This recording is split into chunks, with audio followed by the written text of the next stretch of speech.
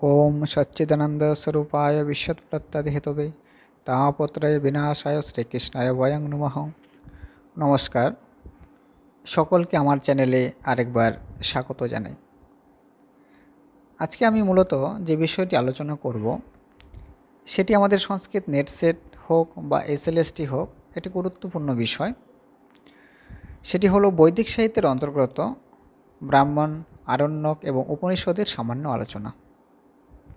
বলে রাখি, আজকে আপনারা যে ভিডিওটি দেখতে পাবেন সেটি আমার মূলত একটি সংস্কৃত অনলাইন নেট সেট ক্লাসেরই অংশ। আশা করি আপনারা এর দ্বারা উপকৃত হবেন। যাই হোক, ভালো মন্দ কমেন্ট বক্সে জানাবেন। সকলকে ধন্যবাদ। যেটা আজকে আলোচনা করছি সেটা হলো ব্রাহ্মণ সাহিত্য সম্পর্কে। তো সবার আগে আমাদের জানতে হবে যে ব্রাহ্মণ কাকে বলে। এই ব্রাহ্মণ মানে কিন্তু পুরোহিত ব্রাহ্মণ না। ব্রাহ্মণ হলো বৈদিক সাহিত্যের একটা ভাগ। যেটা বলেছিলাম যে বৈদিক সাহিত্যের 4টা ভাগ আছে: সংহিতা, ব্রাহ্মণ, আরণ্যক এবং উপনিষদ। তা আমাদের সংহিতা পাঠ যেটা অংশ রয়েছে সেটা আমি পড়িয়ে দিয়েছি, মোটামুটি বেসিক আর কি, যতটুকু দরকার। তাছাড়া আমাদের পরবর্তী সময় তো বিভিন্ন সূক্ত টুক্ত আছে, সেগুলো আমি পড়াবো আস্তে আস্তে, সবই পড়াবো ধাপে ধাপে আর কি। ঠিক আছে, তো যাই হোক, তা আমাদের সংহিতা অংশ কমপ্লিট। আজকে যেটা পড়াবো সেটা হলো ব্রাহ্মণ সাহিত্য। তা আমাদের এখান থেকে এই ব্রাহ্মণ অংশটা খুবই গুরুত্বপূর্ণ। এখান থেকে নেট হোক, এসএসসিতে হোক, প্রশ্ন কিন্তু অবশ্যই আসবে। তা আমাদের যেটা জানতে হবে এখান থেকে যে ব্রাহ্মণ কাকে বলা হয়, ব্রাহ্মণ সম্পর্কে যে বিভিন্ন লক্ষণ আছে সেগুলো আমাদের জানতে হবে, কে কি বলেছেন। এখান থেকে আমাদের জানতে হবে যে কোন বেদের কি কি ব্রাহ্মণ রয়েছে এবং তাদের সংক্ষিপ্ত পরিচয়, সংক্ষিপ্ত বিষয়বস্তু আমাদের জানতে হবে। ব্রাহ্মণ সাহিত্য থেকে এইটুকু আমাদের পড়লেই হবে। তো সবার আগে আমাদের জানতে হবে যে ব্রাহ্মণ সাহিত্য কাকে বলা হয় বা ব্রাহ্মণ বলতে কে বোঝায়। ব্রাহ্মণ শব্দের উৎপত্তি প্রসঙ্গ কিন্তু বিভিন্ন জায়গায় বা এক একজন এক একভাবে ব্যাখ্যা করেছেন। কারো কারো মতে বলেছেন যে ব্রাহ্মণ শব্দ থেকে নাকি আমাদের এই ব্রাহ্মণ শব্দের উৎপত্তি। অর্থাৎ একদল বলেছেন যে ব্রাহ্মণ শব্দ থেকে ব্রাহ্মণ শব্দের উৎপত্তি, এবং তারা অনেকে বলছেন যে ব্রাহ্মণ শব্দের অর্থ হলো বেদ এবং বেদের সঙ্গে এটা যুক্ত আছে বলে একে বলা হয় ব্রাহ্মণ। আবার অনেকে বলছেন যে ব্রাহ্মণ বলতে পুরোহিতকে বোঝানো হয়। আমরা জানি যে যজ্ঞকর্ম যখন করা হয় সেখানে কিন্তু পৌরোহিত্যে কিন্তু ব্রাহ্মণদের একটা বৃত্তি ছিল, ব্রাহ্মণদের বিশেষ ভূমিকা আছে। যে কোনো যজ্ঞ বা পূজা অর্চনা করতে যদি আমরা যাই সেখানে কিন্তু পুরোহিত বা ব্রাহ্মণদের বিশেষ ভূমিকা আছে। বলছে যে সেই ব্রাহ্মণ পুরোহিতদের যজ্ঞ এবং যজ্ঞের বিভিন্ন ক্রিয়াকাণ্ড যেখানে লিপিবদ্ধ আছে সেটাকে বলা হয় ব্রাহ্মণ। ঠিক আছে, অর্থাৎ ব্রাহ্মণ বলতে যেটা বললাম, কেউ বলছেন যে ব্রাহ্মণ শব্দ থেকে ব্রাহ্মণ শব্দের উৎপত্তি। আবার এক এক দল বলেছেন যে ব্রাহ্মণ শব্দের অর্থ হলো বেদ এবং বেদের সঙ্গে সম্বন্ধ থাকা একে বলা হয় ব্রাহ্মণ। আবার অনেকে বলছেন যে ব্রাহ্মণ বলতেই পুরোহিতদের বোঝানো হয়, যেহেতু বৈদিক যাগযজ্ঞে পুরোহিতদের বিশেষ ভূমিকা আছে এবং সেই যজ্ঞ এবং যজ্ঞের বিধি ইত্যাদি যে গ্রন্থের মধ্যে আলোচনা আছে সেটাকে বলা হয় ব্রাহ্মণ। আবার শতপথ ব্রাহ্মণের মধ্যে যেটা বলা আছে সেখানে বলা আছে যে ব্রহ্মই বৈ ব্রাহ্মণঃ, অর্থাৎ ব্রহ্মই হলো ব্রাহ্মণ।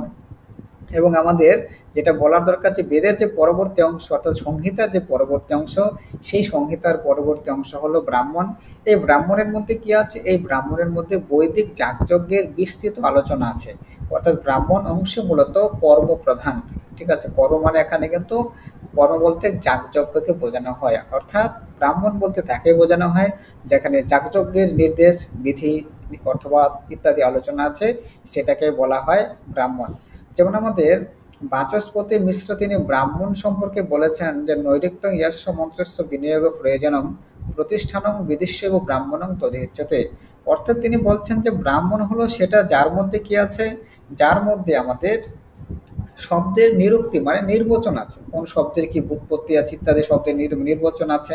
অর্থাৎ নৈরুক্তং মানে হলো শব্দের নির্বচন আছে, যেখানে শব্দের, যেখানে আমাদের মন্ত্রের বিনিয়োগ আছে এবং যেখানে প্রতিষ্ঠান, প্রতিষ্ঠান বলতে অর্থপাতকে বোঝানো হয়, এবং বিধি, এই 4টা বিষয় যে গ্রন্থের মধ্যে আছে তাকে আমরা ব্রাহ্মণ বলবো। আর শতপথ ব্রাহ্মণতে বললাম যে ব্রহ্মবি ব্রাহ্মণ, অর্থাৎ ব্রহ্মাই হলো বা ব্রহ্মই হলো ব্রাহ্মণ। আবার আপস্তম্ভ তিনি কি বলেছেন, আপস্তম্ভ বলেছেন যে কর্মচোদনা ব্রাহ্মণানি, অর্থাৎ বৈদিক কর্ম বা যাগযজ্ঞাদের নির্দেশ যে গ্রন্থের মধ্যে আছে তাকে বলা হয় ব্রাহ্মণ।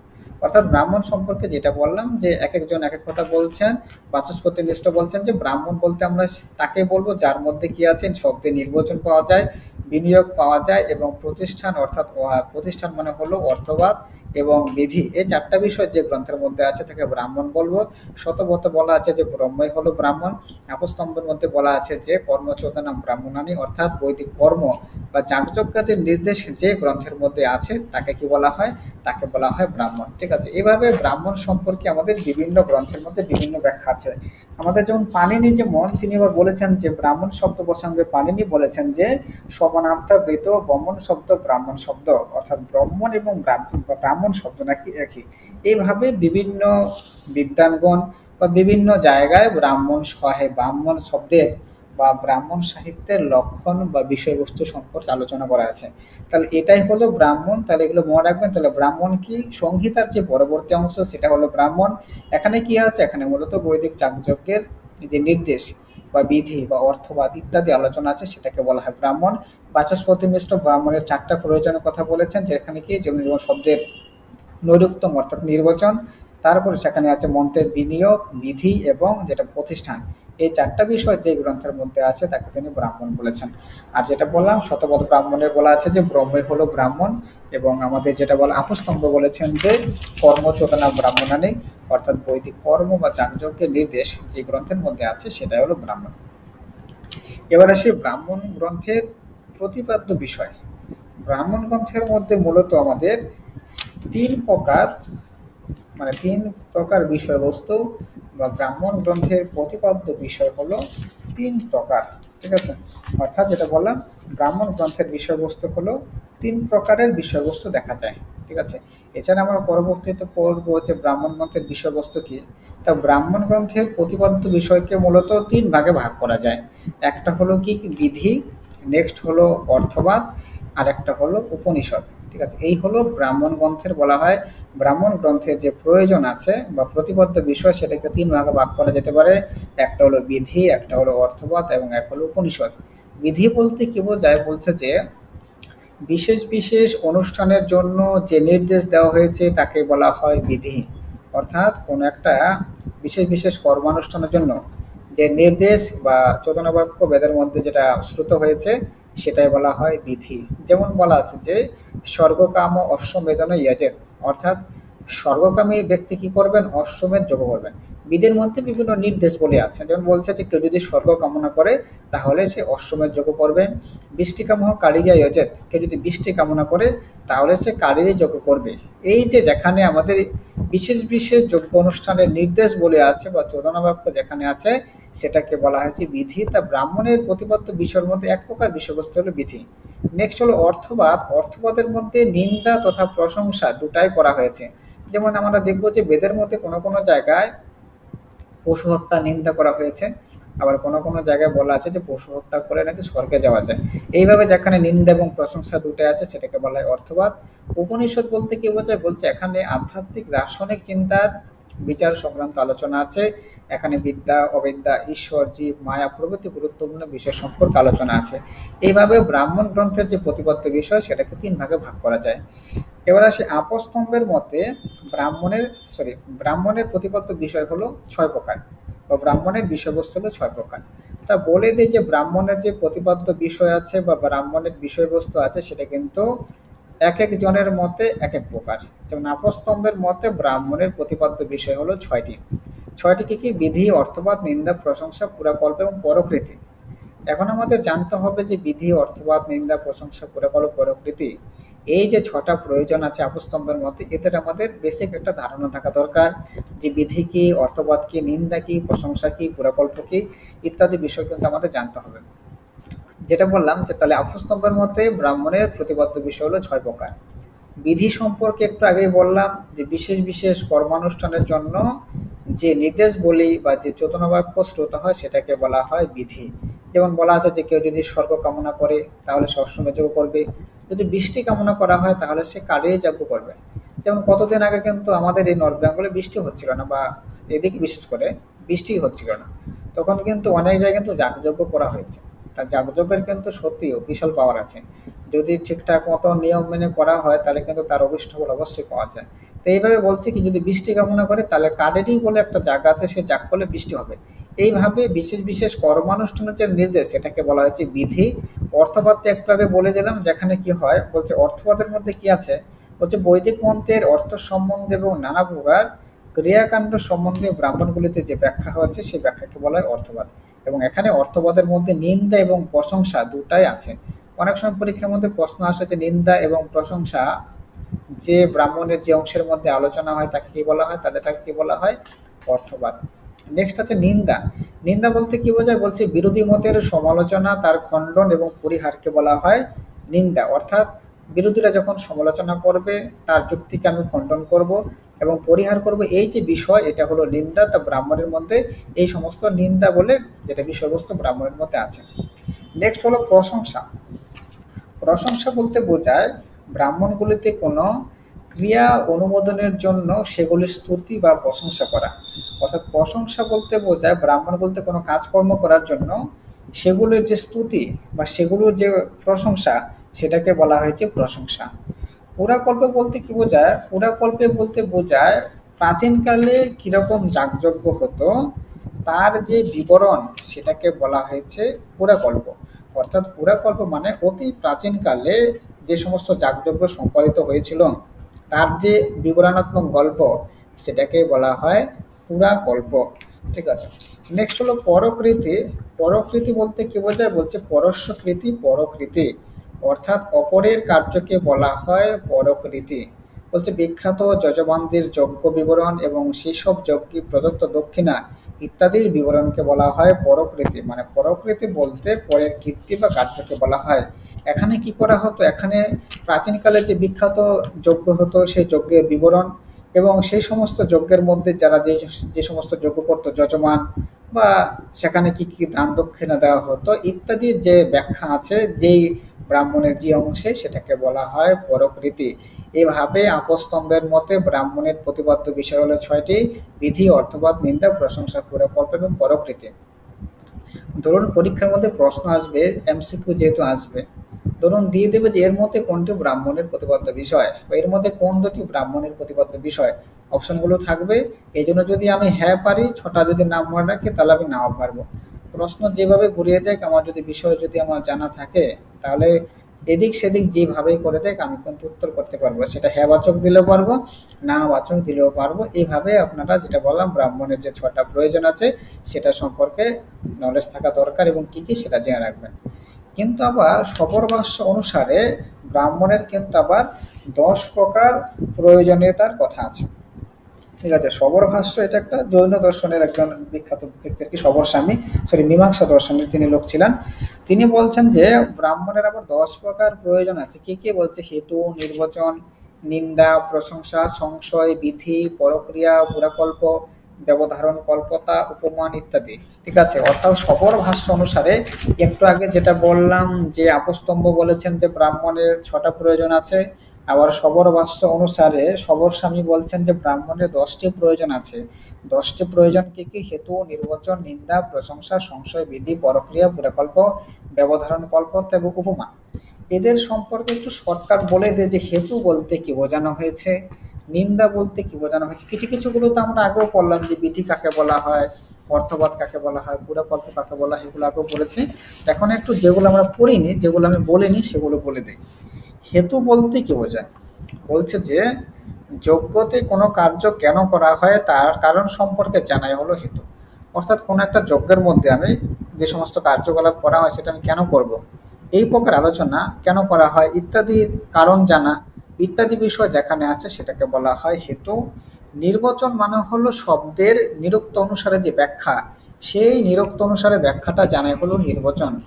নিন্দা কাকে বলা হয়, বলছে যজ্ঞের মধ্যে যে সমস্ত নিষিদ্ধ কর্ম আছে তাদের নিন্দা করা হয়েছে সেটা হলো নিন্দা। প্রশংসা কি, যজ্ঞে বিহিত কর্মের প্রশংসা হলো প্রশংসা। সংশয় বলতে কি বোঝায়, বলছে যজ্ঞের মধ্যে যদি কোনো কর্ম করতে গিয়ে যদি কোনো সন্দেহ উপস্থিত হয় তাহলে সেটাকে আমরা কিভাবে নিবারণ করব সেটাকে বলা হয়েছে সংশয়। বিধি তো বললাম যে যজ্ঞের ক্রিয়াকলাপে যে নির্দেশাত্মক বাক্য সেটা হলো বিধি। পরক্রিয়া বলতে বোঝায় পরোপকার যুক্ত যে সমস্ত কর্ম আছে তাদের নির্দেশ। পুরাকল্প মানে প্রাচীনকালে যে সমস্ত যাগযজ্ঞ হতো তার বিখ্যাত ঘটনাবলীর বর্ণনা হলো পুরাকল্প। ব্যবধারণ কল্পতা বলতে কি বোঝায়? ব্যবধারণ কল্পতা বলতে বোঝায় পরিস্থিতি অনুসারে কোনো কার্যের ব্যবস্থা করা। দেখা গেলো এমন একটা পরিস্থিতি চলে এলো, সেখানে আমি সেই কার্যটা কিভাবে করবো, মানে চাকরিযোগ্যটা কিভাবে করবো, এই যে আলোচনা, সেটাকে বলা হয় ব্যবধারণ কল্পতা। উপমান বলতে কি বোঝায়? বলছে কোনো উপমা বা উদাহরণ দিয়ে কোনো বর্ণনীয় বিষয়কে বর্ণনা করা, সেটাকে বলা হয় উপমান। এইভাবে সবর ভাষ্য অনুসারে ব্রাহ্মণের 10 প্রকার প্রয়োজনীয়তা আছে। তো এই 10 প্রকার প্রয়োজনীয়তা মনে রাখবেন। পরীক্ষার মধ্যে সাপোজ ধরুন আসতে পারে যে সবর ভাষ্য অনুসারে এর মধ্যে কোনটি ব্রাহ্মণের প্রয়োজন নয়, ঠিক আছে, তার জন্য 10টা নাম আপনারা মুখস্থ রাখবেন। তাহলে প্রশ্ন আমাদের যেভাবেই আসুক না কোনো, এভাবে ওভাবে যেভাবে আসুক না কোনো, আমরা পারবো। এবারে আসি সায়নাচার্যের জৈমিনীর মতে ব্রাহ্মণের বিষয়বস্তু কয়টি? তাই জৈমিনীর মতে ব্রাহ্মণের বিষয়বস্তু হলো 2 প্রকার, এখানে লেখা নেই, আপনারা লিখে নিতে পারেন। জৈমিনীর মতে ব্রাহ্মণের বিষয়বস্তু হলো 2 প্রকার, একটা হলো বিধি আর একটা হলো অর্থবাদ। সায়নাচার্যের মতো ব্রাহ্মণের বিষয়বস্তু 2 প্রকার, একটা হলো বিধি এবং আরেকটা হলো অর্থবাদ, ঠিক আছে। পরীক্ষায় যদি প্রশ্ন আসে এখানে লেখা নেই, তা আপনি একটু মনে রাখতে পারেন বা লিখে রাখতে পারেন যে জৈমিনীর মতে কিন্তু ব্রাহ্মণের বিষয়বস্তু 6টা। কার মতে ব্রাহ্মণের বিষয়বস্তু কটা মনে রাখবেন? আপস্তম্ভের মতে কটা? 6টা। তারপরে যেটা বললাম এখানে যেমন আছে ওই যেটা বলেছিলাম যে বাচস্পতি মিশ্রের মতে ব্রাহ্মণের প্রয়োজন হলো 4টা। তারপরে আমাদের সবর ভাষ্য অনুসারে ব্রাহ্মণের প্রয়োজন হলো 10টা। জৈমিনীর মতে ব্রাহ্মণের প্রতিপাদ্য বিষয় হলো আমাদের 2টি, বিধি এবং অর্থবাদ। এবং সায়নাচার্যের মতো কিন্তু ব্রাহ্মণের প্রতিপাদ্য বিষয় 2টি, একটি হলো বিধি এবং অর্থবাদ, ঠিক আছে। তো এই হলো আমাদের ব্রাহ্মণের প্রতিপাদ্য বিষয় বা ব্রাহ্মণ মধ্যে কি বোঝায়। এই যে ব্রাহ্মণের এতগুলো যে বললাম যে প্রতিপাদ্য বিষয় বা মুখ্য বিষয়বস্তু, তার মধ্যে ব্রাহ্মণের যে প্রধান মুখ্য বিষয়বস্তু সেটা হলো বিধি। অর্থাৎ ব্রাহ্মণের যেটা বললাম কারো মতে 6টা, কারো মতে 10টা, কারো মতে 4টা, কারো মতে 2টা। তার মধ্যে যদি বলি যে ব্রাহ্মণের প্রমুখ সবচেয়ে প্রধান বিষয়বস্তু কি বা মুখ্য বিষয় কি, সেটা হলো বিধি। এবার এখানে আমাদের একটু জানতে হবে যে অনুব্রাহ্মণ কাকে বলা হয়। ব্রাহ্মণ তো বুঝলাম, অনুব্রাহ্মণ কি? বলছে যে অপ্রধান যে ব্রাহ্মণ আছে, এখানে লেখা নেই, মনে রাখবেন। অপ্রধান যে সমস্ত ব্রাহ্মণ আছে সেটাকে বলা হয় অনুব্রাহ্মণ। যেমন এখানে কয়েকটা উদাহরণ হলো সামবেদের যে সামবিধান ব্রাহ্মণ, দৈবত ব্রাহ্মণ, আর্ষেয় ব্রাহ্মণ, এগুলো হলো সামবেদের বিভিন্ন ব্রাহ্মণ। এই সমস্ত ব্রাহ্মণকে অনুব্রাহ্মণ বলা হয়। অনুব্রাহ্মণ মানে অনুব্রাহ্মণ বলতে বোঝায় অপ্রধান যে সমস্ত ব্রাহ্মণ আছে তাদেরকে বলা হয় অনুব্রাহ্মণ। যেমন বললাম সামবেদের সামবিধান ব্রাহ্মণ, দৈবত ব্রাহ্মণ, আর্ষেয় ব্রাহ্মণ, এগুলো হলো আমাদের বিভিন্ন অনুব্রাহ্মণের উদাহরণ। এবার যেটা আমরা পড়ব সেটা হলো কোন বেদের কয়টি ব্রাহ্মণ আছে তাদের সংক্ষিপ্ত বিষয়বস্তু। প্রথমে যেটা আসবো ঋগ্বেদের ব্রাহ্মণ সংখ্যা। ঋগ্বেদের ব্রাহ্মণ গ্রন্থ হলো 2টি বা ঋগ্বেদের 2টি ব্রাহ্মণ আছে।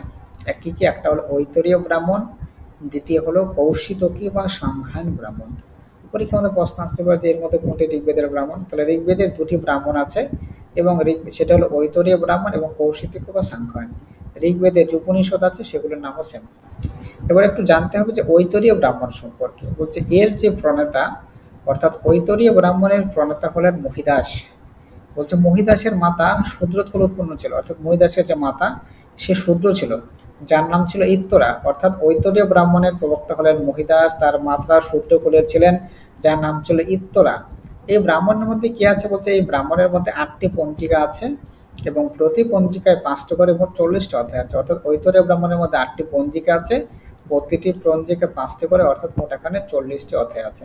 তাহলে যেটা জানলাম যে ঐতরীয় ব্রাহ্মণের প্রবক্তা হলেন মহিদাস, তার মাতা শূদ্র কুলে উৎপন্ন ছিল এবং তার নাম ছিল কি ইত্তরা। এখানে 8টি পঞ্জিকা আছে, প্রতিটি পঞ্জিকা 5টি করে, অর্থাৎ 5 8 40টি এখানে অধ্যায় আছে। এবার আসি এখানকার মুখ্য বিষয়বস্তু কি। বলছে যে এখানে অগ্নিষ্টম যাগ, গবাময়ন, দ্বাদশ সাহা প্রভৃতি যজ্ঞ প্রণালী বিস্তৃত বর্ণনা আছে। বলছে এর শেষ অংশে রাজ্যাভিষেক প্রণালী বর্ণিত আছে এবং ইহার 7ম পঞ্জিকার 3য় অধ্যায়ে রাজা হরিশ্চন্দ্রের রোহিত এবং সুনশ্যেপের কাহিনী বর্ণনা আছে। অর্থাৎ সুনশ্যেপ যে আখ্যান আছে আমাদের, সেটা কিন্তু আমাদের এই ঐতরীয় ব্রাহ্মণের মধ্যে আছে। অনেক সময় পরীক্ষা প্রশ্ন আসে যে সুনশ্যেপ আখ্যান কোন ব্রাহ্মণে পাওয়া যায়, তাহলে কোন ব্রাহ্মণে? আমাদের ঐতরীয় ব্রাহ্মণ। এবং সুনশ্যেপ আখ্যান আমাদের আবার ডিটেলসে সিলেবাসের মধ্যে আছে, সেখানে আবার ডিটেলসে পড়াবো। এবং এখানে এছাড়া কি আছে, এখানে বলছে পরীক্ষিতের পুত্র জনমজয়, বিজবনের পুত্র সুধা, মনুর পুত্র সজার্থ, দুষ্যন্তের পুত্র ভরতের কাহিনী ইত্যাদি আমাদের এই ঐতরীয় ব্রাহ্মণের মধ্যে আলোচনা আছে। ঠিক আছে, এগুলো একটু মনে রাখবেন যে এই কোন ব্রাহ্মণের মধ্যে কি কি বিষয়বস্তু আছে। এছাড়া সুনেশ্বর আখ্যানটা ডিটেলসে পড়বো, তাও এখানে একটু দিয়ে দিলাম যে রাজা হরিশ্চন্দ্রের কি হয়েছিল, জলদর রোগ হয়েছিল। সুনেশ্বরের পিতার নাম কি, অজিগর্ত। সুনেশ্বরকে পরবর্তীকালে দত্তক নেন বিশ্বামিত্র। এবং বিখ্যাত যে চরই বেদি মন্ত্র আছে সেটা কিন্তু আমাদের এই ঐতরীয় ব্রাহ্মণের মধ্যে আছে। অনেকবার কিন্তু পরীক্ষার মধ্যে প্রশ্ন আসে যে ওই চরই বেদি এই মন্ত্র কোন ব্রাহ্মণের মধ্যে পাওয়া যায়, তাহলে মনে রাখবেন ঐতরীয় ব্রাহ্মণে পাওয়া যায়। ঠিক আছে, এইটুকুই ঐতরীয় ব্রাহ্মণের বেসিক পড়লেও হবে। আর বাকি যেটা আছে, যেটা বললাম সুনস্য বাক্যা, সেটা পরবর্তীকালে আলাদা করে পড়িয়ে দেবো ডিটেলসে।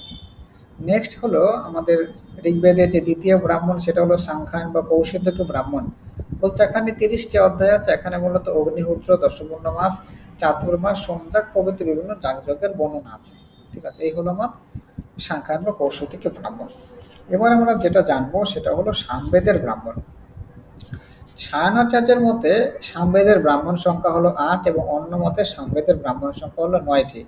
কি কি নাম নাম হলো, যেমন তাণ্ডব ব্রাহ্মণ বা পঞ্চবিংশ বা পৌর ব্রাহ্মণ, ষড়বিংশ ব্রাহ্মণ, সাংবিধান ব্রাহ্মণ, আর্ষেয় ব্রাহ্মণ, দেবতা অধ্যায় ব্রাহ্মণ, সংহিত উপনিষদ ব্রাহ্মণ, বংশ ব্রাহ্মণ, ছান্দোগ্য ব্রাহ্মণ, উপনিষদ ব্রাহ্মণ এবং জৈমিনী ব্রাহ্মণ। এই হলো সামবেদের 9টি ব্রাহ্মণ।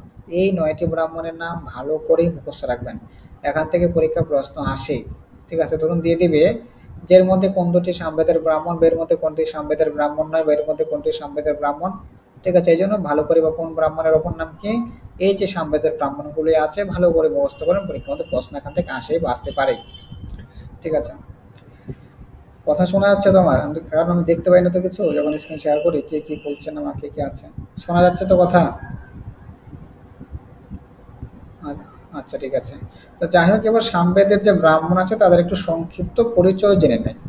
প্রথমে আসি পঞ্চবিংশ ব্রাহ্মণ। বলছে এর অপর নাম হলো তাণ্ডব ব্রাহ্মণ। একে পৌর ব্রাহ্মণও বলা হয়, আবার মহাব্রাহ্মণও বলা হয়।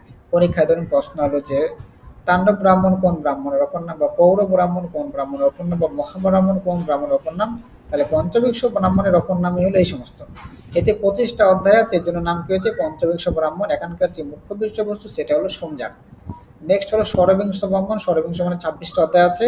বলছে এই যে ষড়বিংশ ব্রাহ্মণের অন্তিম যে 6 অধ্যায় সেটা অদ্ভুত ব্রাহ্মণ নামে পরিচিত।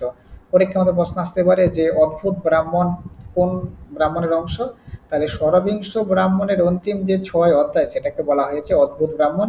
এখানে উৎপাতের শান্তি বর্ণনা আছে। উৎপাত মানে কি, যে ভূত প্রেত এই সমস্ত যদি দেখা যায় কি করে আমরা ঠান্ডা করব তার মন্ত্র এখানে আছে এই আমাদের ষড়বিংশ ব্রাহ্মণের মধ্যে। নেক্সট হলো সাংবিধান ব্রাহ্মণ। এখানে এতে 3টি প্রকরণ আছে। বলছে এখানে কৃচ্ছ, অতিকৃচ্ছ প্রভৃতি ব্রত, পুত্র ঐশ্বর্য প্রাপ্তির অনেক প্রকার অনুষ্ঠানের কথা এখানে আলোচনা আছে। নেক্সট হলো আর্ষেয় ব্রাহ্মণ। এখানে 3টি প্রকটক আছে। নেক্সট হলো দেবতা অধ্যায় ব্রাহ্মণ। বলছে এখানে 3টি খণ্ড রয়েছে এবং এখানে দেবতা তথা ছন্দের আলোচনা আছে। পরীক্ষার মধ্যে যদি প্রশ্ন আসে যে ছন্দের আলোচনা আছে সামবেদের কোন ব্রাহ্মণে, তাহলে মনে রাখবেন দেবতা অধ্যায় ব্রাহ্মণে। নেক্সট হলো আমাদের মন্ত্র ব্রাহ্মণ। এই মন্ত্র ব্রাহ্মণের অপর নাম কি, ছান্দোগ্য ব্রাহ্মণ। পরীক্ষা যদি প্রশ্ন আসে যে মন্ত্র ব্রাহ্মণের অপর নাম কি, তাহলে মনে রাখবেন ছান্দোগ্য ব্রাহ্মণ। নেক্সট হলো সংহিতা উপনিষদ ব্রাহ্মণ। বলছে এখানে 5টি খণ্ড আছে এবং এখানে সামগানের পদ্ধতি আলোচনা আছে। পরীক্ষা আসতে পারে যে সামগানের পদ্ধতি আলোচনা আছে কোন ব্রাহ্মণে, তাহলে সংহিতা উপনিষদ ব্রাহ্মণে। নেক্সট হলো বংশ ব্রাহ্মণ। এখানে সামবেদের যে বিভিন্ন ঋষি আছে তাদের বংশ পরিচয়ের বর্ণনা আছে। নেক্সট হলো জৈমিনীয় ব্রাহ্মণ। এর অপর নাম হলো ত্রবলকার ব্রাহ্মণ। পরীক্ষার মধ্যে প্রশ্ন আসে যদি যে ত্রবলকার ব্রাহ্মণ কোন ব্রাহ্মণের অপর নাম, তাহলে মনে রাখবেন জৈমিনীয় ব্রাহ্মণের অপর নাম হলো ত্রবলকার ব্রাহ্মণ। এই হলো সামবেদের 9টি ব্রাহ্মণের নাম, ভালো করে মনে রাখবেন এবং সংক্ষিপ্ত বিষয়বস্তু অর্থাৎ কোনটার কি অপর নাম এগুলো একটু জেনে রাখবেন, পরীক্ষার মধ্যে প্রশ্ন আসে। নেক্সট হলো আমাদের যজুর্বেদের ব্রাহ্মণ। তো যজুর্বেদ তো জানি দুটো আছে, একটা হলো শুক্ল যজুর্বেদ আর একটা হলো কৃষ্ণ যজুর্বেদ। দুই যজুর্বেদের কিন্তু ব্রাহ্মণ গ্রন্থ আলাদা। তা আমাদের শুক্ল যজুর্বেদের যে ব্রাহ্মণ আছে তার নাম হলো শতপথ ব্রাহ্মণ, এবং কৃষ্ণ যজুর্বেদের যে ব্রাহ্মণ আছে সেটা হলো তৈতরীয় ব্রাহ্মণ। শতপথ ব্রাহ্মণের রচয়িতা হলেন আচার্য যাজ্ঞবল্ক্য। এর আবার দুটা ভাগ আছে, একটা হচ্ছে মাধ্যম দিন এবং একটা হলো কান্য শাখা। পরীক্ষার মধ্যে অনেক সময় প্রশ্ন আসে যে মাধ্যম দিন এবং কান্য শাখা কোন ব্রাহ্মণের অংশ, তাহলে মনে রাখবেন শতপথ ব্রাহ্মণের, যেটা বললাম শতপথ ব্রাহ্মণের হলে রচিত হলেন যাজ্ঞবল্ক্য। এবং এর কি আছে, এর আমাদের যেটা বললাম দুটা ভাগ আছে, একটা হলো মাধ্যম দিন আর একটা হলো কান্য শাখা। মাধ্যম দিন শাখার মধ্যে 100টি অধ্যায় আছে, 14টি কাণ্ড আছে এবং 100টি অধ্যায় থাকে শতপথ ব্রাহ্মণ বলা হয়। এবং এই যে বললাম যে কোন ব্রাহ্মণের শতপথ ব্রাহ্মণের মধ্যে কয়টি অধ্যায় আছে, কান্য শাখার মধ্যে কয়টি অধ্যায় আছে, ভালো করে মনে রাখবেন, এখান থেকে পরীক্ষার মধ্যে প্রশ্ন আসে। তারপর নেক্সট হলো মাধ্যম দিন ব্রাহ্মণ। এখানে মাধ্যম দিনটা বলে দিলাম যে এখানে 100টি অধ্যায় আছে, 14টি কাণ্ড আছে এবং 100টি অধ্যায় থাকে, একে শতপথ ব্রাহ্মণ বলা হয়। নেক্সট এখানকার বিষয়বস্তুকে বলছে, এখানে প্রথম কাণ্ডে দশপূর্ণ মাস যজ্ঞের আলোচনা আছে এবং 11 থেকে 13 কাণ্ডের মধ্যে উপনয়ন, স্বাধ্যায়, অন্ত্যেষ্টি প্রভৃতি বিষয় বর্ণিত আছে। এছাড়া এখানে অশ্বমেধ, পুরুষ মেধ যাগের বর্ণনা আছে এবং 14 নম্বর কাণ্ডের মধ্যে প্রবর্গ বা সন্ন্যাস নেওয়ার কথা বর্ণনা আছে। নেক্সট হলো কান্য শাখা, এর মধ্যে 60টি কাণ্ড আছে এবং 104টি অধ্যায় আছে। এখানে অগ্নিহোত্র, নবান্নষ্টি, দাক্ষায়ন, চাতুর্মাস প্রভৃতি বিভিন্ন যাগযজ্ঞের বর্ণনা আছে। এই হলো আমাদের যজুর্বেদের বিভিন্ন ব্রাহ্মণ। আচ্ছা, এখানে কি আছে, শতপথ ব্রাহ্মণের মধ্যে আমাদের বিভিন্ন আখ্যান পাওয়া যায়, পুরুর বা উর্বশী আখ্যান, দুষ্যন্ত শকুন্তলার আখ্যান, মরুমৎস্য কথা, বৈশিষ্ট্য, বিশ্বামিত্র আখ্যান ইত্যাদি। এগুলো মনে রাখবেন, অনেক সময় পরীক্ষার মধ্যে প্রশ্ন আসে যে পুরুর বা উর্বশী আখ্যান কোন ব্রাহ্মণের মধ্যে পাওয়া যায়, তাহলে কোন ব্রাহ্মণে, শতপথ ব্রাহ্মণে। বা মনুমৎস্য কথা আমাদের সিলেবাসে আছে নেই, এটাই মনে হয়। তো এই মনুমৎস্য কথা আমাদের গ্রাজুয়েশন সবাই পড়েছি। ধরুন পরীক্ষা প্রশ্ন আসতে পারে যে মনুমৎস্য কথা কোন ব্রাহ্মণে আছে, তাহলে কোন ব্রাহ্মণে, শতপথ ব্রাহ্মণ, এইভাবে এগুলো মনে রাখবেন। নেক্সট হলো তৈত্তিরীয় ব্রাহ্মণ। এটি হলো কৃষ্ণ যজুর্বেদের ব্রাহ্মণ। এখানে 3টি কাণ্ডে বিভক্ত এবং এখানে প্রথম কাণ্ডে অগ্নাধান, বাজপেয়, সোম, রাজস্ব প্রভৃতি যজ্ঞের বর্ণনা আছে এবং দ্বিতীয় কাণ্ডে এখানে সত্যায়নী, বৈশ্বাস্য আদি আলোচনা আছে এবং তৃতীয় কাণ্ডে এখানে নক্ষত্রষ্টি প্রভৃতি বর্ণনা আছে। বাকি মানে এখানে যেগুলো যেগুলো ইম্পর্টেন্ট সেগুলি আমি একটু আলোচনা করে দিয়েছি। নেক্সট হলো অথর্ববেদের ব্রাহ্মণ গ্রন্থ। অথর্ববেদের যে ব্রাহ্মণ সেটা হলো একটাই ব্রাহ্মণ, সেটা হলো গোপদ ব্রাহ্মণ, যার ঋষি হলো গৌপদ ঋষি। এর আবার দুটি ভাগ আছে, একটা হলো পূর্ব গোপদ এবং উত্তর গোপদ। পূর্ব গোপদের মধ্যে 5টি অধ্যায় আছে। এখানে কি, সেখানে ওমকারের বর্ণনা, ব্রহ্মচর্যের কর্তব্য, ঋতুজের কর্তব্য, সম্বৎসর সত্র, পুরুষমেধ, অগ্নিহোত্র প্রভৃতি যজ্ঞের বর্ণনা আছে। উত্তর গোপদের মধ্যে 6টি অধ্যায়, যেখানে বিভিন্ন যজ্ঞ এবং তার আখ্যায়িকার বর্ণনা আছে। এই হলো আমাদের ব্রাহ্মণ সাহিত্য সম্পর্কে সংক্ষিপ্ত আলোচনা। অর্থাৎ আমরা এখানে যেটা বললাম যে ব্রাহ্মণ কাকে বলা হয়, ব্রাহ্মণের লক্ষণ, ব্রাহ্মণের বিষয়বস্তু এবং কোন বেদের কি কি ব্রাহ্মণ আছে এবং তার সংক্ষিপ্ত বিষয়বস্তু পড়লাম। এগুলো ভালো করে পড়বেন, এখান থেকে কোনো পরীক্ষার মধ্যে প্রশ্ন আসবেই এবং আসতে বাধ্য আসবেই। এবার যদি এই মানে যেটুকু পড়লাম ব্রাহ্মণ, এখানে যদি কারো কোনো প্রশ্ন থাকে তো বলুন, তারপরে আরম্ভ করাচ্ছি।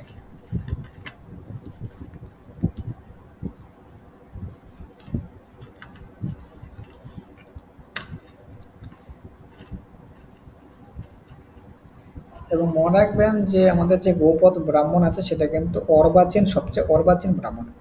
পরীক্ষার মধ্যে যদি প্রশ্ন আসে যে অর্বাচীন ব্রাহ্মণ কোনটি, তাহলে মনে রাখবেন গৌপদ ব্রাহ্মণ হলো অর্বাচীন, মানে আধুনিক। আচ্ছা, আছে কারো এইটুকুর মধ্যে কোনো জিজ্ঞাসা?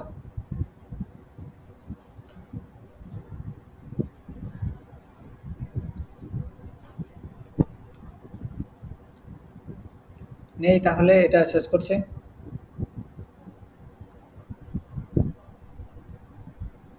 হ্যাঁ না কিছু বলুন। আচ্ছা, এবার তাহলে আরণ্যকটা পড়াচ্ছে।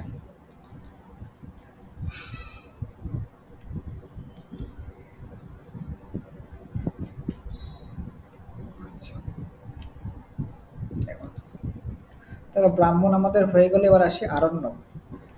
আরণ্যক কি বলছে, ব্রাহ্মণের যে পরবর্তী অংশ সেটা হলো আরণ্যক। বলছে অরণ্যে ভব আরণ্যকম, অর্থাৎ ইহা অরণ্যে উক্ত হয় বলে একে আরণ্যক বলা হয়। তাহলে আরণ্যক কাকে বলা হয়, বলছে অরণ্যে উক্তমিতি আরণ্যকম, অর্থাৎ যেটা অরণ্যের মধ্যে উক্ত হয় সেটাকে বলা হয় আরণ্যক। এবং এখানে কি আছে, এখানে বলছে কর্ম এবং জ্ঞানের আধ্যাত্মিক যে আলোচনা, সেই কর্ম এবং জ্ঞানের আধ্যাত্মিক আলোচনা বিষয়ক ব্রাহ্মণ ভাগকে বলা হয়েছে আরণ্যক। এবং আচার্য সায়ন বলেছে যে অরণ্য এবং পাঠত্বাৎ আরণ্যকম ইত্যর্থ। অর্থাৎ আরণ্যক বলতে কি বোঝায়, আরণ্যক বলতে বোঝায় যেটা অরণ্যের মধ্যে উক্ত হয় সেটাকে বলা হয় আরণ্যক, এবং মন্ত্র ব্রাহ্মণাত্মক বেদের যে অংশে জ্ঞান জ্ঞান এবং কর্মের আধ্যাত্মিক আলোচনা যেখানে করা হয় সেটাকে বলা হয়, সেই ব্যাখ্যামূলক গদ্য রচনাকে বলা হয় আরণ্যক। এবং বলছে যে আরণ্যক বৈদিক সাহিত্যের তৃতীয় স্তরের মধ্যে রচিত হয়েছে বলে পণ্ডিতরা অনুমান করে থাকেন। এগুলোকে ব্রাহ্মণের পরিশিষ্ট অংশ বলে, আরণ্যকে ব্রাহ্মণের পরিশিষ্ট অংশ বলা হয়। এবং আরণ্যক পরিশিষ্ট উপনিষদগুলি বলছে নির্জন অরণ্যে বসে কান্তদর্শী ঋষিরা এগুলি রচনা করেছিলেন বলে একে বলা হয় আরণ্যক। এবং ঠিক আছে, এবং কৃষ্ণদ্বৈপায়ন এই আরণ্যক সম্পর্কে বলেছেন যে আরণ্যক অঞ্চে বেতব্য ঔষধিভ্য অমৃতম যথা। এবং আরণ্যক গ্রন্থে কি আছে, এখানে প্রাণবিদ্যার মহত্বের অধিক আলোচনা আছে। এবং এই আরণ্যকটা আমাদের বানপ্রস্থ আশ্রমের সঙ্গে যুক্ত। আমরা জানি যে আমাদের তৎকালীন যে আমাদের আর্য সমাজে বা তৎকালীন বৈদিক আমলে কিন্তু আমাদের যে জীবন সেটা 4 ভাগে ভাগ ছিল: ব্রহ্মচর্য, গৃহস্থ, বানপ্রস্থ এবং সন্ন্যাস। ঠিক আছে, তো এই যে আরণ্যকটা যে আছে, আরণ্যকটা আমাদের বানপ্রস্থ আশ্রমের সঙ্গে যুক্ত। অনেকবার পরীক্ষার মধ্যে প্রশ্ন আসে যে আরণ্যক কোন আশ্রমের সঙ্গে যুক্ত, তাহলে মনে রাখবেন আরণ্যক হলো বানপ্রস্থ আশ্রমের সঙ্গে যুক্ত। তাহলে আরণ্যক কাকে বলা হয়, বলছে ব্রাহ্মণের যে পরবর্তী অংশ বা পরিশিষ্ট অংশ সেটা হলো আরণ্যক। এর নাম আরণ্যক হয়েছে কেন, কারণ এটা অরণ্যের মধ্যে উক্ত হয়েছে বলে আরণ্যক বলা হয়। এবং বলা হয় কান্তদর্শী ঋষিরা অরণ্যের মধ্যে এই সমস্ত যে মন্ত্রতন্ত্র আছে এগুলো রচনা করেছিলেন বলে একে বলা হয় আরণ্য। এবং এখানে কর্ম এবং জ্ঞানের মাহাত্ম্য অধিক পরিমাণে আছে এবং প্রাণবিদ্যার মহত্ব এখানে অধিক পরিমাণে আছে, এবং এটা বানপ্রস্থ আশ্রমের সঙ্গে যুক্ত। এবং আমাদের জানতে হবে যেমন আরণ্যকের প্রতিবদ্ধ বিষয় কি, আরণ্যকের যে সমস্ত প্রতিবদ্ধ বিষয় আছে সেগুলো হলো পদার্থবিদ্যা, আত্মতত্ত্ব, ব্রহ্মতত্ত্ব, সৃষ্টি রহস্য প্রভৃতি জ্ঞানকাণ্ড আরণ্যক এবং উপনিষদের প্রতিবদ্ধ বিষয়। অর্থাৎ আরণ্যকের মধ্যে যেটা মূলত আছে আদত্তবিদ্যা, আত্মতত্ত্ব, ব্রহ্মতত্ত্ব, সৃষ্টি রহস্য ইত্যাদি বিষয় এখানে আরণ্যকের মধ্যে আছে। এবার আমাদের জানতে হবে সেম আগের মতো কোন বেদের কি কি আরণ্যক রয়েছে, কোন বেদের, এবং তার সংক্ষিপ্ত বিষয়বস্তু আমাদের জানতে হবে। প্রথমে আছে ঋগ্বেদের আরণ্যক গ্রন্থ। ঋগ্বেদের সেম আবার দুটি আরণ্যক গ্রন্থ আছে, একটা হলো ঐতরেয় আরণ্যক আর একটা হলো কৌশিতকী বা সাংখ্যায়ন আরণ্যক। মানে ঋগ্বেদের আরণ্যক, ব্রাহ্মণ, উপনিষদ একদম সেম নাম। ঠিক আছে, তাহলে ঋগ্বেদের দুটি আরণ্যক গ্রন্থ আছে, একটা হলো ঐতরী আরণ্যক আর একটা হলো কৌশিতকী বা সাংখ্যায়ন আরণ্যক। এবার আসি ঐতরী আরণ্যক, এর 5টি ভাগ বা আরণ্যক।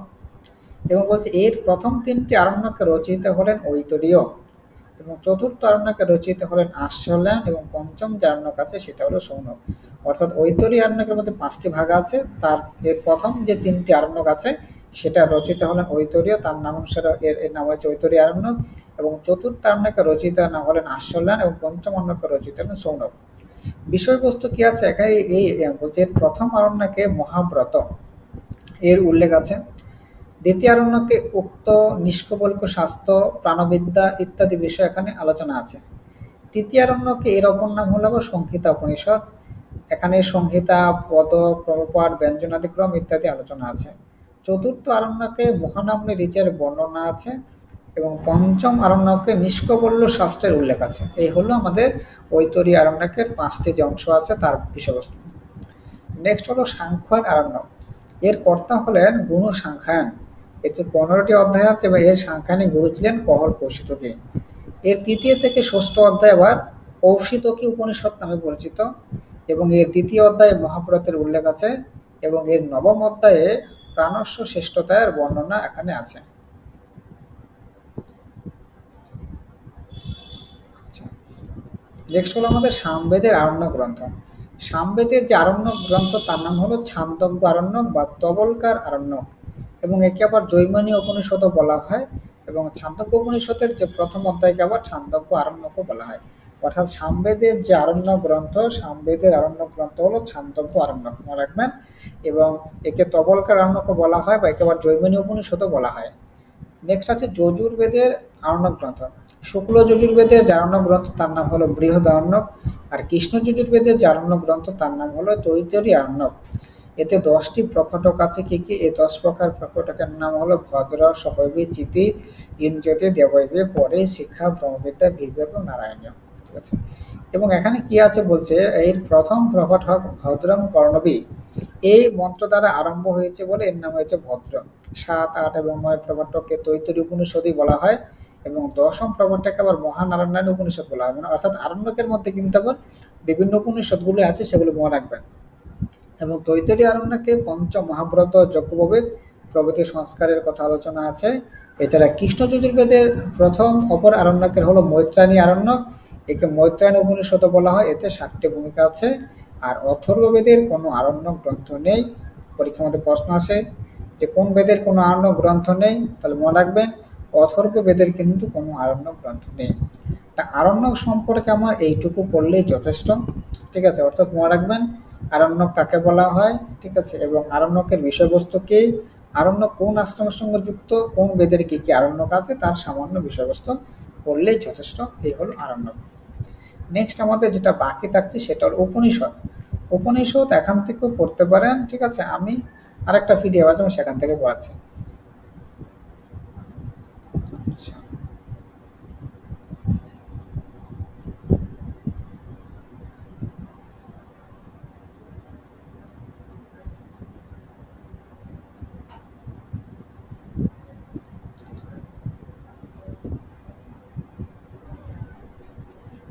আচ্ছা, উপনিষদ। আচ্ছা, উপনিষদ জানার আগে যেটা বললাম যে আমাদের কিন্তু আশ্রম যে ব্যবস্থা আছে সেটা কিন্তু বিভিন্ন বেদের যে অংশ আছে সেটা কিন্তু এক একটা অংশের সাথে আমাদের যে চতুরাশ্রম ছিল সেই চতুরাশ্রম কিন্তু জড়িত। অর্থাৎ যেটা একটু আগে বললাম যে আমাদের বৈদিক আমলে বা বৈদিক সমাজে কিন্তু আমাদের জীবন 4টা ভাগে ভাগ ছিল। এক হলো ব্রহ্মচর্য, গৃহস্থ, বানপ্রস্থ এবং সন্ন্যাসী। আমাদের এবং একটু আগে আমরা প্রথমে পড়েছিলাম যে বৈদিক সাথে কিন্তু চারটা ভাগ আছে: মন্ত্র বা সংহিতা, ব্রাহ্মণ, আরণ্যক এবং উপনিষদ। এই যে বৈদিক সাহিত্যের যে এক একটা অংশ সেটা কিন্তু এক একটা আশ্রমের সঙ্গে যুক্ত ছিল। যেমন মন্ত্র এটা ব্রহ্মচর্য আশ্রমের সঙ্গে যুক্ত, ব্রাহ্মণ গৃহস্থ আশ্রমের সঙ্গে যুক্ত, আরণ্যক বানপ্রস্থ আশ্রমের সঙ্গে যুক্ত এবং উপনিষদ সন্ন্যাসের সঙ্গে যুক্ত। আচ্ছা, এবার আসি উপনিষদ শব্দের ব্যুৎপত্তি কি। উপনিষদ শব্দের ব্যুৎপত্তি হলো উপপূর্বক নিপূর্বক সহযোগকৃত, যার অর্থ কি, যার অর্থ হলো ব্রহ্মজ্ঞান। বলছে যে জীবের জন্ম মৃত্যুর কারণ অবিদ্যাকে নিঃশেষ চিহ্ন করে যে বিদ্যা ব্রহ্মসমীপে জীবকে নিয়ে যায় তাকে বলা হয় উপনিষদ। অর্থাৎ উপনিষদ কাকে বলা হয়, আমাদের জীবের কিন্তু জন্ম মৃত্যুর কারণ কি, অবিদ্যা। এই অবিদ্যার জন্যই কিন্তু আমরা, অবিদ্যাকে বলা হয়েছে অজ্ঞান, বা কোনো কোনো দর্শনে বলা হয়েছে মায়া বা অধ্যাস। এই অবিদ্যার জন্যই কিন্তু আমরা এই পৃথিবীতে বারবার জন্ম মরণ চক্রে আবর্তিত হই। কিন্তু উপনিষদ কি করে, উপনিষদ আমাদের এই যে অবিদ্যা, ঠিক আছে, বা মায়া, এটাকে কিন্তু নিঃশেষে জীর্ণ করে আমাদের ব্রহ্মের সমীপে নিয়েছে বা ব্রহ্ম প্রাপ্তিতে সহায়তা করে, তাকে বলা হয়েছে উপনিষদ। উপকথাটির অর্থ কি, উপকথার অর্থ হলো আমাদের নিকটে। নিকথার অর্থ কি, নিকথার অর্থ হলো নিশ্চিত রূপে বা নিঃশেষে। এবং সদ্ধাতুর অর্থ কি, সদ্ধাতুর অর্থ হলো জীর্ণ করা, বিনাশ করা, গমন করা, বসা, দেখা বা বোঝা বা মিলিত হওয়া। এই জন্য বলছে জীবের জন্ম মৃত্যুর যে কারণ অবিদ্যা, সে অবিদ্যাকে যে নাশ করে দেয় এবং যার দ্বারা আমাদের ব্রহ্মপ্রাপ্তি ঘটে তাকে বলা হয়েছে উপনিষদ। ঠিক আছে, এবার আসে উপনিষদ শব্দের ব্যুৎপত্তি করতে অর্থ কি। উপশব্দের অর্থ হলো ব্রহ্মবিদ্যা লাভে উপস্থিত হওয়া, নিঃশব্দের অর্থ হলো ব্রহ্মবিদ্যা অনুশীলনের নিশ্চয়ের সঙ্গে তৎপর হওয়া, এবং সৎ শব্দের অর্থ হলো অবিদ্যাজনিত অর্থের বিনাশ করা। উপনিষদের অপর নাম কি, উপনিষদের বিভিন্ন অপর নাম আছে। বেদের যেমন বিভিন্ন অপর নাম আছে, উপনিষদের বিভিন্ন অপর নাম আছে। উপনিষদের অপর নাম কি কি, বেদান্ত, ব্রহ্মবিদ্যা, রহস্য ইত্যাদি বলা হয়। ব্রহ্মবিদ্যা এখানে কেন বলা হয়েছে, কারণ উপনিষদ কি বলছে, শঙ্করাচার্য বলেছেন যে সেয়ং ব্রহ্মবিদ্যা উপনিষদ শব্দ বাচ্চা।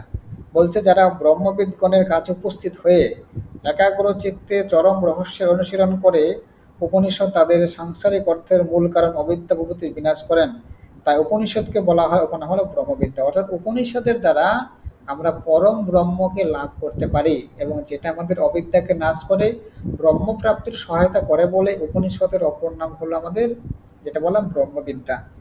উপনিষদের নাম রহস্য কেন, কারণ বলছে উপনিষদের যে বাক্য আছে বা উপনিষদের যে উপদেশ আছে বা মন্ত্রাবলী আছে সেটা কিন্তু সাধারণ মানুষের বোধগম্য নয়। সেটার অর্থ অত্যন্ত কঠিন বা দুরূহ বলে একের অপর নাম হচ্ছে রহস্যবিদ্যা। উপনিষদের যে বক্তব্য আছে সেটা যদি একটা সাধারণ লোককে বোঝানো যায় সেখানে কিছুই বুঝবে না, সেখানে কিন্তু ডবল ডবল মিনিং আছে। তার জন্য আমাদের যথেষ্ট জ্ঞানী হওয়া দরকার। তো উপনিষদের বাক্য যেহেতু সহজে সহজে অনুধাবন করতে পারতো না, তার জন্য উপনিষদের অপর নাম হলো রহস্যবিদ্যা। উপনিষদের অপর নাম বেদান্ত কেন, উপনিষদের অপর নাম হলো বেদান্ত কারণ হলো এটা হলো বেদের অন্তিম অংশে ছিল বলে একে বলা হয় বেদান্ত। অর্থাৎ কর্ম এবং জ্ঞানকাণ্ডের মধ্যে শেষ জ্ঞানকাণ্ডের অন্তর্গত, এবং কারো কারো মতে বলছে এদের বেদের শেষ লক্ষ্য বা প্রতিপাদ্য বা শেষ সিদ্ধান্ত সংগ্রহীত হওয়া একে বলা হয় বেদান্ত। অর্থাৎ উপনিষদ যেটা বললাম, উপনিষদ হলো বেদের অন্ত বা শেষ ভাগ বলে একে বেদান্ত বলা হয়। এভাবে উপনিষদের বিভিন্ন অপর নাম আছে। মুক্ত এবার আসে উপনিষদের সংখ্যা। উপনিষদের সংখ্যা বিষয়ে কিন্তু বিভিন্ন বিষয়ে আলোচনা আছে। তাহলে যেটা বললাম যে উপনিষদ কাকে বললাম যে উপনিষদ শব্দের ব্যুৎপত্তি হলো উপপূর্বক নিকট সহযোগী, যার অর্থ কি? যার অর্থ হলো যেন উপশব্দের অর্থ হলো নিকটে, নি কথাটি অর্থ হলো নিশ্চিত রূপে বা নিঃশেষ রূপে, এবং শব্দার্থের বিভিন্ন অর্থ হয়, অর্থাৎ জীর্ণ করা, বিনাশ করা, গমন করা। এবং গুরুর নিকট বসে এই বিদ্যা লাভ করা হয়েছে বলে একে উপনিষদ বলা হয়। এবং উপনিষদের বিভিন্ন অপর নাম হয়েছে, যেমন বেদান্ত, ব্রহ্মবিদ্যা, রহস্যবিদ্যা। কেন নাম বলা হয় সেটা বললাম। এই উপনিষদের মুখ্য বিষয়বস্তু কি? উপনিষদের যে মুখ্য বিষয়বস্তু সেটা হলো আত্মবিদ্যা বা ব্রহ্মবিদ্যা। এই হলো উপনিষদের মুখ্য বিষয়বস্তু। বিভিন্ন যে উপনিষদ আছে তার মধ্যে এক কথা আছে, এক হলো আত্মবিদ্যা ও ব্রহ্মবিদ্যা হলো উপনিষদের মূল বিষয়বস্তু। আমরা যতগুলি উপনিষদ পড়বো না কেন সবগুলোর মধ্যে কিন্তু একই কথা আছে, অর্থাৎ ব্রহ্মবিদ্যা এবং আত্মবিদ্যার কথা আছে। এবার আসি উপনিষদের সংখ্যা বিষয়ে পার্থক্য। উপনিষদের সংখ্যা বিষয় কিন্তু এক এক জায়গায় এক এক রকম আছে। মুক্তিক উপনিষদে বলছে উপনিষদের সংখ্যা হলো 108টা। আবার শঙ্করাচার্য তিনি আবার কি করেছেন? তিনি 10টি উপনিষদের ভাষ্য রচনা করেছেন। তাই 10টা উপনিষদের কি কি? যেমন ঈশ, জ্ঞান, কঠ, প্রস্থ, মুন্ড, মাণক্য, তিত্তিরি, ঐতরেয়ং চ ছান্দোক্যং, বৃহদারণ্যকং দশা। তিনি এই 10টা উপনিষদের ভাষ্য রচনা করেছেন। এবার আসে উপনিষদের কাল। ডক্টর রাধাকৃষ্ণের মতে উপনিষদের কাল হলো 1000 খ্রিস্টপূর্ব থেকে 300 খ্রিস্টাব্দ।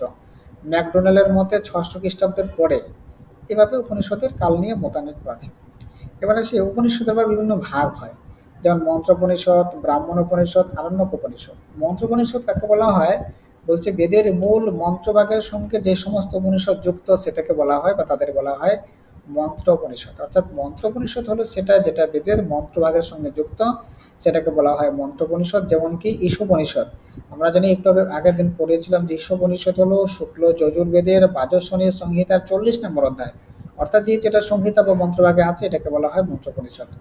ব্রাহ্মণ উপনিষদ কাকে বলা হয়? বলছে বেদের ব্রাহ্মণ ভাগের সঙ্গে যে সমস্ত উপনিষদ যুক্ত আছে সেটাকে বলা হয় ব্রাহ্মণ উপনিষদ। যেমন কি কেন উপনিষদ, এটা জৈমিনী ব্রাহ্মণের অন্তর্গত। আরো আছে, জাস্ট কয়েকটা উদাহরণ দিলাম। আরণ্যক উপনিষদ কাকে বলা হয়? বলছে যে বেদের আরণ্যক ভাগের সঙ্গে যে সমস্ত উপনিষদ যুক্ত আছে তাদের বলা হয় আরণ্যক উপনিষদ। যেমন কি ঐতরী উপনিষদ, এটা হলো ঐতরী আরণ্যকের 4 থেকে 6 অধ্যায়। এবার আসি কোন বেদের কি কি উপনিষদ আছে এগুলো আমাদের জানতে হবে। এছাড়া আমাদের সিলেবাসে কয়েকটা উপনিষদ আছে, তখন এগুলো যেগুলো আছে তাদের সম্পর্কে ডিটেলস আলোচনা করব। সংক্ষিপ্ত আলোচনার জন্য এই পিডিএফ যথেষ্ট। ঋগ্বেদের 2টি উপনিষদ আছে সেম। এক হলো ঐতরী উপনিষদ, এটা ঐতরী আরণ্যকের 4 থেকে 6 অধ্যায়। নেক্সট হলো কৌশিক উপনিষদ, এটি কৌশিক আরণ্যকের 3 থেকে 6 অধ্যায়। কৃষ্ণ যজুর্বেদের উপনিষদ পর্যন্ত 5টি। তৈতরী উপনিষদ, এটা তৈতরী আরণ্যকের 7 থেকে 9 খণ্ডের সমষ্টি। কঠোপনিষদ কঠোব্রাহ্মণের অন্তর্গত। মহানারায়ণ উপনিষদ, এটা তৈতরী আরণ্যকের 10ম প্রকটক। এছাড়া মৈত্রায়ণ উপনিষদ, শ্বেতাশ্বর উপনিষদ, এগুলো হলো কৃষ্ণ যজুর্বেদের উপনিষদ। শুক্ল যজুর্বেদের উপনিষদ 2টা, একটা হলো ঈশোপনিষদ, এটা শুক্ল যজুর্বেদের, বানানটা বলা যায় শুক্ল যজুর্বেদের বাজস্বনী সংহিতার 40 নম্বর অধ্যায়, আমাদের সিলেবাসে আছে, পরবর্তীতে আলোচনা করব। বৃহদারণ্যক উপনিষদ, এটা শতপথ ব্রাহ্মণের অন্তিম 6 অধ্যায়কে বলা হয় বৃহদারণ্যক উপনিষদ, এটাও সিলেবাসে পাঠ্য আছে, পরে পড়াবো। সামবেদের উপনিষদ 2টা, একটা হলো ছান্দোক্য উপনিষদ আর একটা হলো জ্ঞানোপনিষদ। ছান্দোক্যটা তো ইদানিংকালের সিলেবাসে নেই, জ্ঞানোপনিষদ আছে।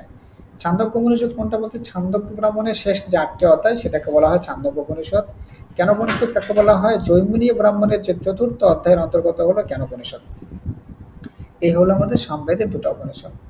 অথর্ববেদের মধ্যে 3টা উপনিষদ আছে, যেমন কি কে? প্রশ্ন উপনিষদ, মুন্ডক উপনিষদ, মান্ডক উপনিষদ। এগুলো আমাদের ইদানিং সিলেবাসে নেই, আগের সিলেবাসে ছিল। এবার আসি বিভিন্ন উপনিষদের শান্তি পাঠ। কারণ আমাদের জানি আমাদের ভারতীয় পরম্পরা অনুসারে যে কোনো শুভ কাজের পূর্বে মঙ্গলাচরণ করা হয় বা শান্তি মন্ত্র পাঠ করা হয়। তার বিভিন্ন উপনিষদের পূর্বে কিন্তু ঋষিরা, যে বেদের ঋষি তিনি কিন্তু প্রতিটা বেদের কিন্তু বিভিন্ন শান্তিবার আছে। যেমন ঋগ্বেদী উপনিষদের শান্তিবার সেটা হলো ওম বাং মে মনসী প্রতিষ্ঠাতা। সামবেদী উপনিষদের শান্তিপাঠ হলো ওম আপ্যায়স্ত মঙ্গানি বাক। শুক্ল যজুর্বেদের শান্তিপাঠ হলো ওম পূর্ণমত পূর্ণবেদম। কৃষ্ণ যজুর্বেদ উপনিষদের শান্তিপাঠ হলো ওম সহনাভবত সহন গোরক্ত সর্বজন করবাবু ইত্যাদি। অথর্ববেদের উপর শান্তিপাঠ হলো ওম খতরং কর্ণবী সিনেয়াম ইত্যাদি। এগুলো যখন বিভিন্ন উপনিষদ পড়াবো বিভিন্ন বেদে, তখন এগুলো মন্ত্র সম্পর্কে আলোচনা করব। এইটুকু পড়লে উপনিষদের যে বেসিক ধারণা, অর্থাৎ মূল যেটা সামান্য আলোচনা, সেটা আমার হয়ে গেল। তাহলে